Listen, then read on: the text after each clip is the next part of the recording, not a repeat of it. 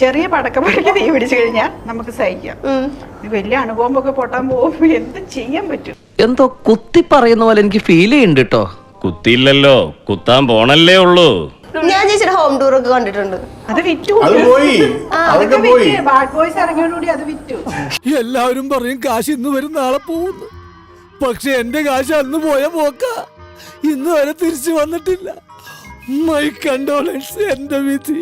അത് വിറ്റിട്ടാണ് രക്ഷപ്പെട്ട് നമ്മളൊരു വാടക വീട്ടിലോട്ട് മാറിയത്. ആ മാളിക കണ്ടോ? അതായിരുന്നു എന്റെ വീട്.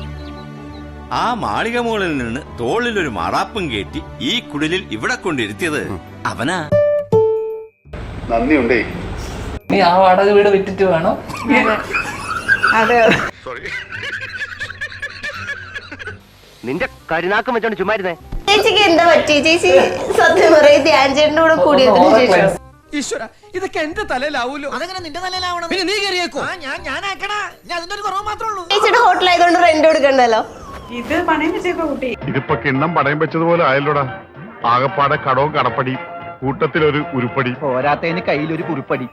ഇത് പണയം വെച്ചിട്ടാണ് കഴിഞ്ഞ പടം എടുത്തത്. അതെ. നമ്മുടെ പടം എടുത്തത് വേറെ ഹോട്ടലാണ്. പിടിച്ചേ സ്വന്തം പറയാൻ എന്റെ കയ്യിൽ ഇത് മാത്രമുള്ളടാ. നീ പുറത്തേക്ക് ഇറങ്ങി വാതിലടച്ച ഈ അണ്ടർ ഒരു ജനലെ കൂടി ഞാൻ തരാം. എന്നെ വേർബോഡി ആയിട്ടെങ്കിലും ജീവിക്കാൻ അനുവദിക്കടാ. ഇനി എത്ര ഹോട്ടൽ ബാക്കിയുണ്ട് പണയം വെക്കാനോ? ഇനി എത്ര സിനിമ ഇവര് ചെയ്യാനുണ്ടോ അത്രയും ഹോട്ടലുണ്ട്.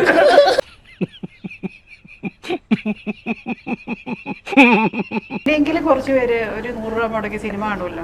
ഞാനൊന്നും കണ്ടത്തില്ല. 1, 2, 3 നീ തന്നെ ഒന്നുകൂടി കണ്ടാ മതി. നീ കണ്ടില്ലെങ്കിലും കുഴപ്പമില്ല. 100 വെച്ച് അയച്ചാൽ അല്ല, അങ്ങനെ ഒരു അവസ്ഥയിലാണ് ഞാനിപ്പോ. രവീന്ദ്രൻ നീ എവിടെയെന്നുള്ള പേരിന് പകരം ഷീലു എബ്രഹാം ദുരിതാശ്വാസ ഫണ്ട്.